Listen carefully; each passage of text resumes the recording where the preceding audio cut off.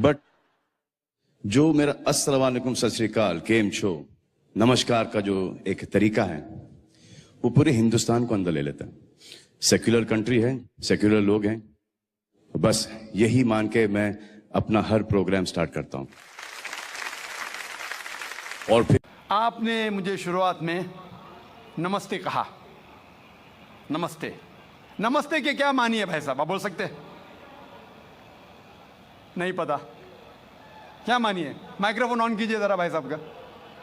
नमस्ते मतलब मैं सर झुका के मैं आपको नमन करता हूँ। हाँ, सर झुका के आप मुझे नमन करता हूँ। नमन करता हूं। सर झुका के, सर झुका के मुझे नमन करना शिर्क है, हराम है, प्रोहिबिटेड है। आप मेरे सामने भी सर नहीं झुका सकते, चाहे आप मुझसे मोहब्बत करते हैं, चाहे आप मेरी इज्जत करते हैं, फिर भी आप मेरे सामने सर नहीं झुका सकते। सर झुकाना चाहिए तो सिर्फ खुदा के सामने, अल्लाह के सामने, और मैं खुदा नहीं हूं।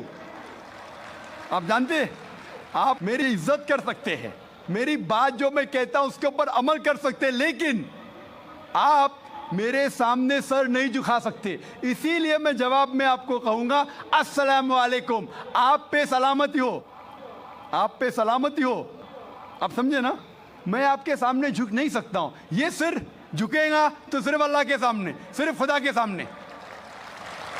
तो आपने बड़प्पन में मुझे कहा, लेकिन अगर गलत चीज कहा तो मैं वापस से जवाब नहीं दे सकता हूं, क्योंकि मैं जानता हूं जो लोग नहीं जानते वो ऐसे हरकत कर सकते हैं। मिसाल के तौर पे 1 महीना पहले मैं जब बॉम्बे एयरपोर्ट पे था तो एक औरत, हिंदू खातून, मुझे पूछी कि आप डॉक्टर जाकिर नाइक है? आयु डॉक्टर जाकिर नाइक? मैंने कहा जी हाँ। ओ, मैं आपका रोज प्रोग्राम देखती हूँ, मैं दुबई से 25 साल के बाद बम्बई में आ रही हूँ, 25 साल के बाद हिंदुस्तान में आ रही हूँ। उसकी सिर पे टीका था, हिंदू औरत थी, बोलती मैं आपके प्रोग्राम देखती हूँ और बहुत अल्हम्दुलिल्लाह तारीफ करने लगी। सारी तारीफ अल्लाह की है, मैं कुछ भी नहीं हूँ। और फिर कहने लगी कि मैं तुम्हारे पैर छूना चाहती हूँ।